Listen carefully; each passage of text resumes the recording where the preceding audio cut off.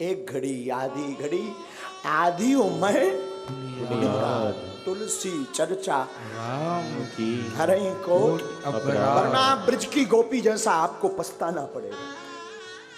वृंदावन में एक गोपी थी, नई नई आई, ब्रज की गोपी नई नवेली, वृंदावन के बारे में उसे कुछ खास पता नहीं। ब्रज में घूमी। उस वक्त की बात है जब ठाकुर जी वृंदावन में लीला करते थे, द्वापर युग की बात।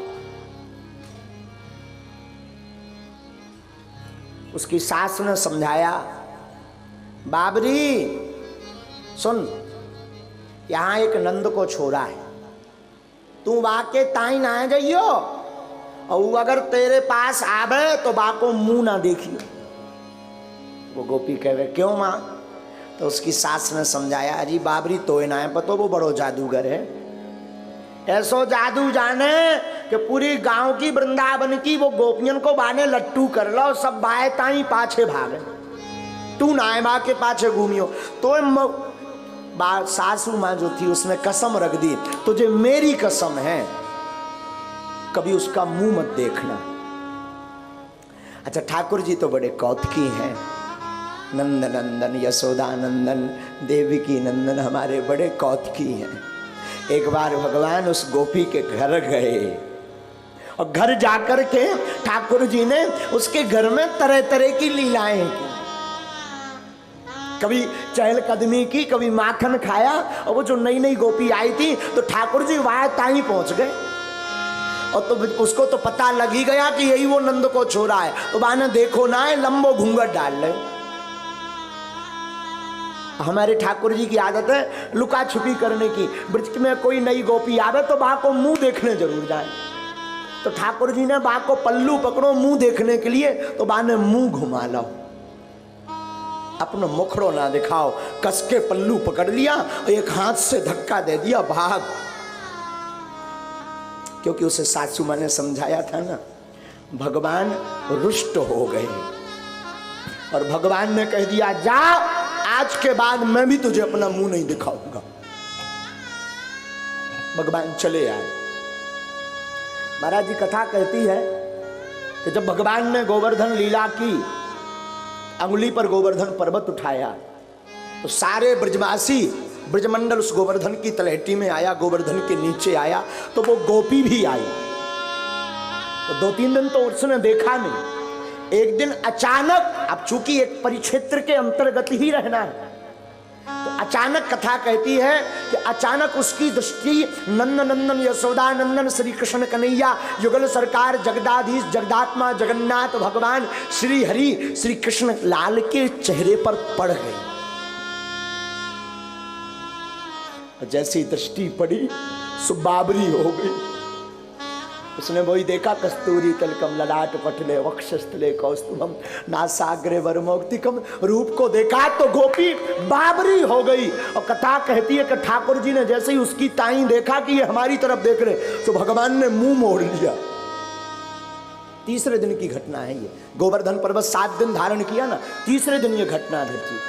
भगवान ने मुंह मोड़ लिया। अब तो वो गोपी इतनी दीवानी हो गई, इतनी पागल हो गई, इतनी मस्तानी हो गई, इतनी रूप रस सुधा अमृत प्राप्त करने की जिज्ञासा, लालसा, गदगदता, उत्सुकता, आनंदता वो उसके अंदर जाग गई। जैसे जल के बिना मछली तड़पती, अथवा जैसे परदेश गए हुए पति की याद में पत्नी तड़पती, अथवा जैसे बन गई हुई जंगल से गौ माता जब अपने बछड़े के लिए आती, वो गोपी भी नंद नंदन का मुख देखने के लिए वैसे ही तड़पने लगी।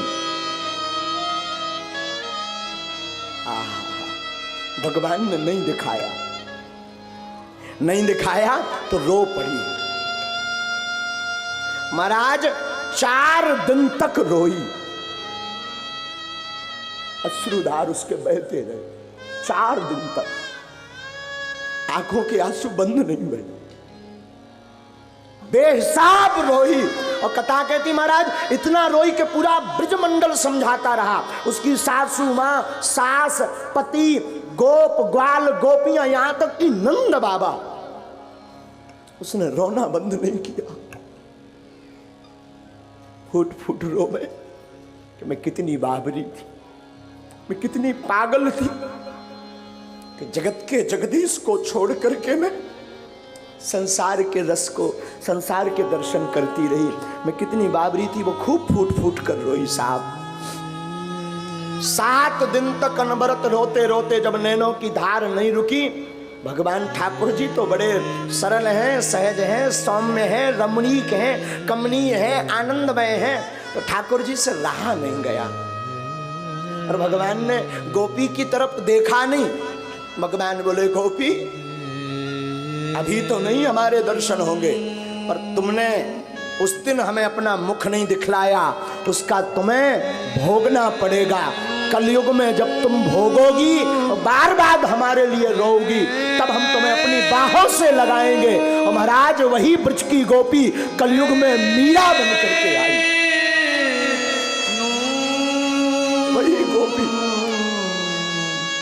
वही गोपी जब रोई तो गोविंद कहते तुम्हें रोना पड़ेगा, रोना पड़ेगा। अब वो गोपी इतनी रोई, इतनी रोई,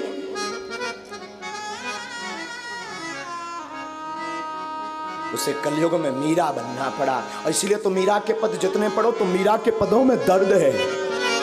मीरा पूरे जीवन भर यही बात याद करती रही, बात हम मोड़ेंगे नहीं, ये पद हमारे चित्त में चिपका है। बीत गए रे दिन भजन बिना, बीत गए दिन भजन बिना रे, बीत गए दिन भजन बिना रे। आज सुबह एक सूत्र याद आ रहा था, हमने बोला भी संसार में है वासना, और वासना से उपासना की यात्रा करो। जगत में वासना है और आप यात्रा उपासना की करो। और जगत की वासना से अगर कोई बचा सकता तो हनुमान जैसा उपास्य देव बचा सकता, और कोई नहीं बचा सकता। जगत की वासना से अगर कोई बचा सकता तो श्री ठकुरानी जी के चरण बचा सकते, और कोई नहीं। बीत गए दिन भजन बिना रे, बीत गए दिन भजन बिना रे।